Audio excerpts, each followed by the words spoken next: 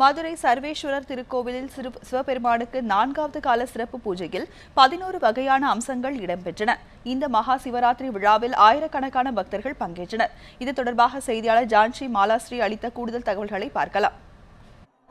சிவ வழிபாட்டில் முக்கிய நாளாக கருதப்படும் மகா சிவராத்திரி என்பது மதுரையில் உள்ள அனைத்து சிவாலயங்களிலும் சிறப்பாக கொண்டாடப்பட்டது. குறிப்பாக மதுரை மீனாட்சி அம்மன் கோவில், தெப்பக்குளத்தில் உள்ள முக்தீஸ்வரர் கோவில், இம்மையிலும் நன்மை தருவார் கோயில், மதுரை அண்ணாநகர் பகுதியில் உள்ள சர்வேஸ்வரர் கோயில் போன்ற பல சிவாலயங்களில் இன்று மகா சிவராத்திரி என்பது 4 கால பூஜைகளுடன் கொண்டாடப்பட்டது. நேற்று இரவு 8 மணிக்கு ஆரம்பித்த இந்த பூஜை என்பது இன்று அதிகாலை 4 மணி வரை நடைபெற்றது. 4 காலமாக இந்த நடைபெற்ற பூஜையை காண்பதற்காக பல்லாயிரக்கணக்கான பக்தர்கள் இந்த சாமி தரிசனத்துக்காக வந்தனர்.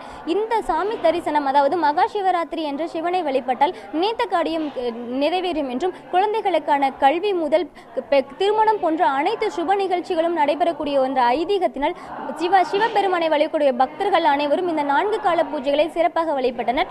இந்நிலையில் இந்த 4 கால பூஜைகளையும் முடிவுற்று சிவபெருமானுக்கும் பெரிய நாயகி அம்மனுக்கும் சிறப்பு பூஜைகளும் ஆராதனைகளும் செய்யப்பட்டது.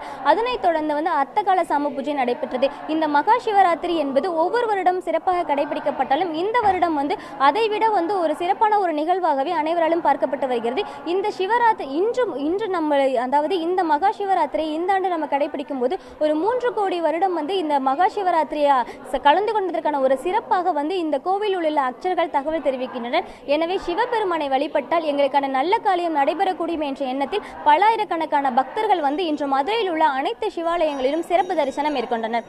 ஒளிப்பதிவாளர் அருணுடன் ஜான்சி மாலாஸ்ரீ, நியூஸ் 7 தமிழ், மதுரை.